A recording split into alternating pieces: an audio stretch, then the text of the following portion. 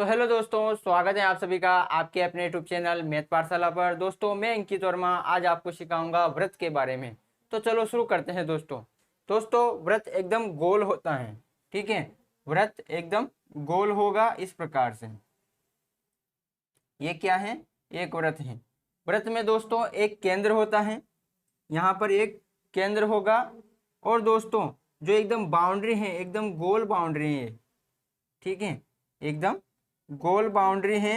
तो इसको बोलते हैं दोस्तों वृत्त की परिधि। क्या बोलेंगे इसको? परिधि। अब दोस्तों यहां से यदि मैं केंद्र से कोई रेखा इस तरह से खींच दूं, यहां से ओ से परिधि तक कोई रेखा खींची जाए तो इसको बोलते हैं त्रिज्या। इसको बोलेंगे त्रिज्या और इसे व्यक्त किया जाता है आर द्वारा, ठीक है। अब मैं यदि इसको यहाँ से लेकर यहाँ तक बढ़ा दिया जाए, मतलब इसको इस वृत्त की जो परिधि है बी बिंदु माना कि यहाँ पर है, बी से ए तक कोई रेखा खींच दी जाए तो इसको क्या बोलेंगे? इसको बोलते हैं दोस्तों व्यास, ठीक है ना। और इसको डी द्वारा व्यक्त किया जाता है। अब दोस्तों यहाँ पर देखो, इस वृत्त ने जितना एरिया घेर रखा है ये एरिया है, ठीक है। इसको बोलते हैं क्षेत्रफल, मतलब जितना भाग इसने घेर रखा है इस वृत्त ने उसको बोलते हैं क्षेत्रफल, ठीक है।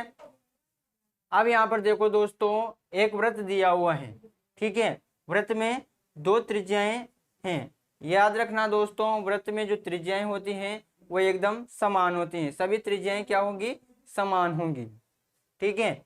अब यहाँ पर दो त्रिज्याएं हैं इस प्रकार से, तो दो त्रिज्याओं से गिरा हुआ क्षेत्रफल, ठीक है, इस प्रकार से एक क्षेत्रफल गिरा हुआ है तो ये क्या कहलाएगा? त्रिज्यखंड कहलाएगा।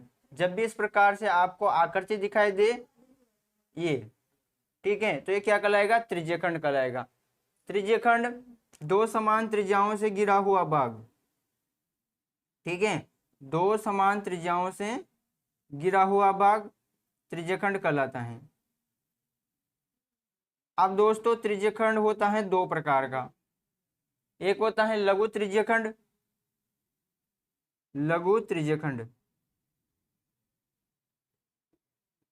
और एक होता है दोस्तों दीर्घ त्रिज्यखंड। लघु का मतलब होता है दोस्तों छोटा और दीर्घ का मतलब होता है बड़ा, ठीक है। तो लघु त्रिज्यखंड तो इस प्रकार से होगा क्योंकि ये क्या है? छोटा त्रिज्यखंड है, ठीक है ना। और बाकी का जो बचा है दोस्तों इधर वाला, ये क्या कहलाएगा? दीर्घ त्रिज्यखंड कहलाएगा। तो लघु त्रिज्यखंड का जो क्षेत्रफल होता है वो होता है पाई आर स्क्वायर थीटा बटे 360 डिग्री, ठीक है।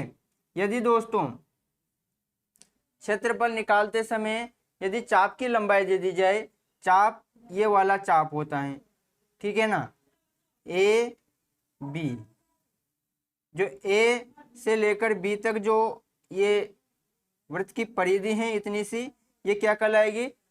चाप कहलाएगी। ये इस प्रकार से है दोस्तों, ठीक है, इस प्रकार से है। तो ये क्या है? एक चाप है। तो यदि चाप की लंबाई दे दी जाए आपको तो आप डायरेक्ट भी निकाल सकते हो, 1/2 गुणित एल गुणित आर। आर का मतलब त्रिज्या हो गई, ये त्रिज्या दे दी जाएगी आपको, और एल बराबर चाप की लंबाई हो जाएगी। दोस्तों दीर्घ त्रिज्यखंड का क्षेत्रफल भी यही होगा, पाई आर स्क्वायर थीटा बटे 360 डिग्री, या फिर 1/2 गुणित एल गुणित आर, ठीक है। यह तो हुआ त्रिज्यखंड। अब जान लेते हैं वृत्तखंड के बारे में। अब यहाँ पर देखो दोस्तों, एक वृत्त दिया हुआ है और इस वृत्त में यहाँ पर जो इतना सा जो क्षेत्रफल है, ठीक है, ये ए, इसको ओ मान लो, यहाँ पर कोई ओ बिंदु है और यहाँ पर बी बिंदु है, ठीक है, और ये पी वृत्त का केंद्र है, ठीक है। तो यहाँ से लेकर यहाँ तक का जो भाग है दोस्तों, मतलब इसको मैं यहाँ से काट दूं इस वृत्त में से, तो ये क्या कहलाएगा? ये कहलाएगा दोस्तों वृत्तखंड। क्या कहलाएगा? वृत्तखंड।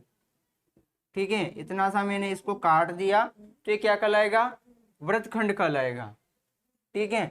अब वृत्तखंड दो प्रकार का होता है दोस्तों, एक होता है लघु वृत्तखंड, एक होता है दीर्घ वृत्तखंड। एक तो होता है लघु वृत्तखंड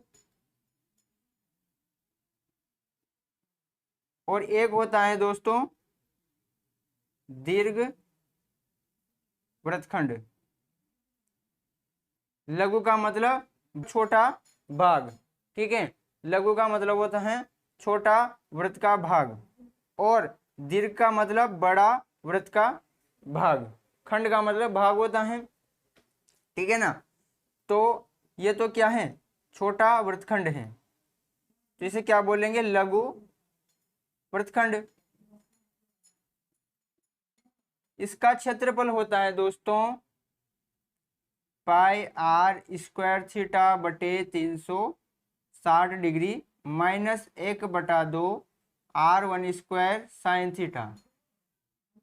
ठीक है, यह आपको सवाल में जब पूछा जाएगा तो इस सूत्र का प्रयोग आपको करना पड़ेगा। तो ये तो हुआ लघु वृत्तखंड। यहाँ पर थीटा इसको कोण नाम दे दो। ठीक है, अब दोस्तों जो बाकी का बचा है इधर वाला, ये क्या कहलाएगा? ये दीर्घ वृत्तखंड कहलाएगा। तो दीर्घ वृत्तखंड का जो क्षेत्रफल होता है दीर्घ वृत्तखंड, ये होगा दोस्तों वृत्त का क्षेत्रफल, यानी टोटल वृत्त का क्षेत्रफल निकाल लो। ठीक है, इस टोटल वृत्त का क्षेत्रफल निकाल लो और इस वृत्त का क्षेत्रफल भी निकाल लो, लघु वृत्तखंड का भी। तो जो बाकी का बचेगा वो इसी का ही बचेगा, दीर्घ का, क्योंकि टोटल वृत्त में से इस छोटे वृत्त को निकाल दें काट के, तो जो बाकी बचा है वो क्या कहलाएगा? दीर्घ वृत्तखंड कहलाएगा। तो वृत्त, ये टोटल वृत्त में से माइनस कर दो लघु वृत्तखंड, तो जो बाकी बचेगा वो क्या निकल कर आ जाएगा? दीर्घ वृत्तखंड का क्षेत्रफल आ जाएगा। तो दीर्घ वृत्तखंड का क्षेत्रफल होगा वृत्त का क्षेत्रफल माइनस लघु वृत्तखंड का क्षेत्रफल। अब यहाँ पर देखो दोस्तों, यह है एक वृत्त। ठीक है, इस वृत्त में यदि मैं यहाँ से कोई कट लगा देता हूँ, ठीक है, कट लगा देता हूँ, इसको मान लो दोस्तों A और इसको मान लो B, इस बिंदु से इस बिंदु तक, तो ये क्या कहलाएगा दोस्तों? ये कहलाएगा चाप। चाप भी कौन सा कहलाएगा? लघु चाप कहलाएगा। क्यों कहलाएगा? क्योंकि एकदम छोटा चाप है। क्या है? छोटा चाप है, तो इसे बोलते हैं लघु चाप। ठीक है, अब दोस्तों में यदि यहाँ से और यहाँ तक की जो परिधि है वृत्त की, ठीक है, तो इसको क्या बोलते हैं? C और D नाम दे दूं तो ये हो जाएगा वृत्त का दीर्घ चाप। क्या कहलाएगा? दीर्घ चाप कहलाएगा। ठीक है, अब दोस्तों चाप का जो सूत्र होता है चाप निकालने का, चाप की लंबाई, तो चाप की लंबाई निकालने का जो सूत्र होगा पाई आर थीटा बटे 180 डिग्री। ठीक है,